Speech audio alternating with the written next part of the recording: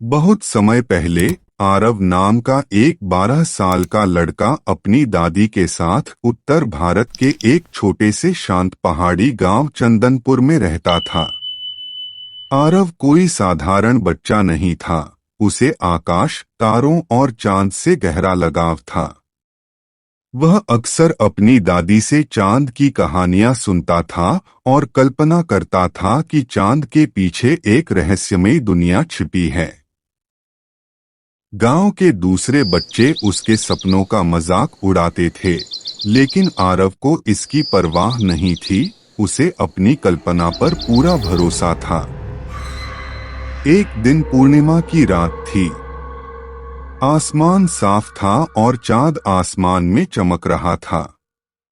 आरव अपने घर की छत पर बैठा था कि अचानक आसमान से एक चमकीली रेखा जमीन की ओर गिरी। यह उल्कापिंड जैसी लग रही थी, लेकिन उससे भी ज्यादा चमकीली। रोशनी पास के जंगल की ओर पड़ रही थी। ऐसा लग रहा था जैसे कोई अदृश्य शक्ति आरव को बुला रही हो। बिना समय गवाए उसने मशाल उठाई और जंगल की ओर दौड़ पड़ा। जब वह वहां पहुंचा तो जमीन पर एक चांदी जैसा चमकता हुआ गोला था। उसकी रोशनी में एक लड़की खड़ी थी। वह कोई साधारण इंसान नहीं लग रही थी। उसकी आंखों में तारे टिमटिमा रहे थे। उसके बाल चांदी जैसी चमक के साथ हवा में लहरा रहे थे और उसके कपड़े किसी सपने की तरह चमक रहे थे। उसने अपना परिचय राजकुमारी तारा, चंद्रलोक की राजकुमारी के रूप में दिया।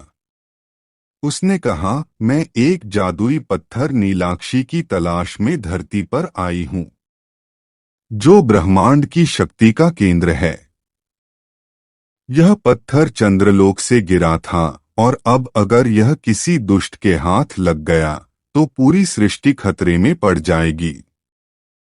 यह सुनकर आरव को न तो कोई डर लगा और न ही कोई संदेह।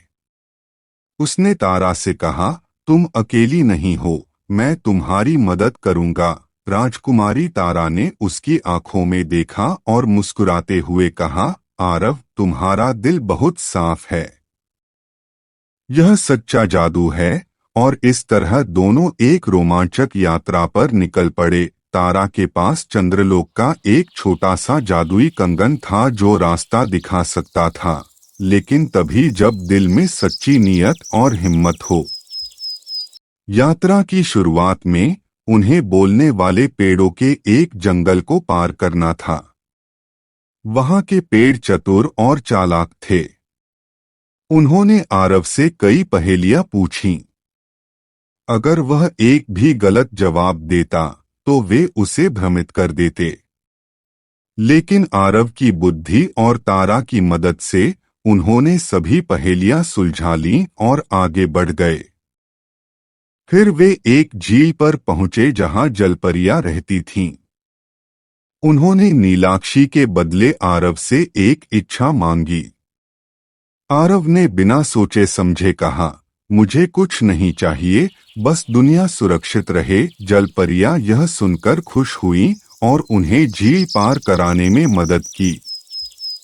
यह कहानी हमें सिखाती है कि सच्चा साहस हमारे अंदर होता है और जब हम सच्चे दिल से दूसरों की मदद करने वाले और आत्मविश्वास से भरे होते हैं तो सबसे गहरा अंधेरा भी दूर हो सकता है।